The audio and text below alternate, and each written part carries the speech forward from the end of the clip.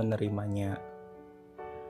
Lalu, esok harinya ternyata Sakuta menyadari bahwa hari telah terulang kembali untuk kedua kalinya pada tanggal 27 Juni, ketika hari di mana dia menyatakan cinta kepada Mai. Akan tetapi menurut orang lain hari ini merupakan hari pertama bagi mereka. Lalu Sakuta pun menembak Mai untuk kedua kalinya dan diterima.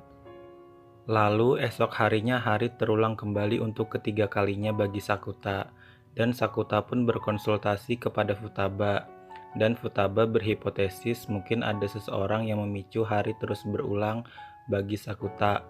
Lalu Sakuta pun mencari orang tersebut, dan singkatnya Sakuta menemukan orang tersebut. Dia bernama Koga Tomoe, adik kelasnya yang dulu pernah ditendang bokongnya oleh Sakuta. Koga ternyata mengidap sindrom pubertas yang dapat mengulang hari. Ternyata yang menyebabkan Koga mengulang hari karena dia ditembak oleh kakak kelasnya. Dan kakak kelasnya tersebut merupakan orang yang disukai oleh sahabatnya.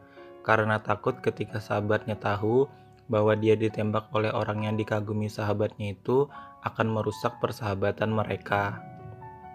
Lalu ketika Koga akan ditembak oleh kakak kelasnya tersebut, dia malah terjatuh di pelukan Sakuta. Dan kakak kelas tersebut malah salah paham dan melihat mereka berduaan. Dan celakanya, kejadian tersebut juga terlihat oleh Mei. Sakuta mencoba menjelaskannya, tetapi ditolak.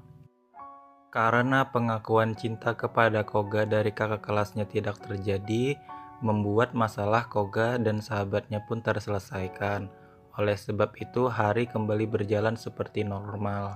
Akan tetapi, jika Sakuta langsung menyelesaikan kesalahpahaman itu, maka kemungkinan besar kakak kelas akan menembak Koga lagi dan hari akan kembali terulang. Lalu malamnya Koga yang mulai bekerja sambilan di tempat yang sama seperti Sakuta, di sini Koga meminta tolong pada Sakuta agar terus melanjutkan hubungan pura-pura mereka sampai pada satu semester dan mereka akan putus setelahnya.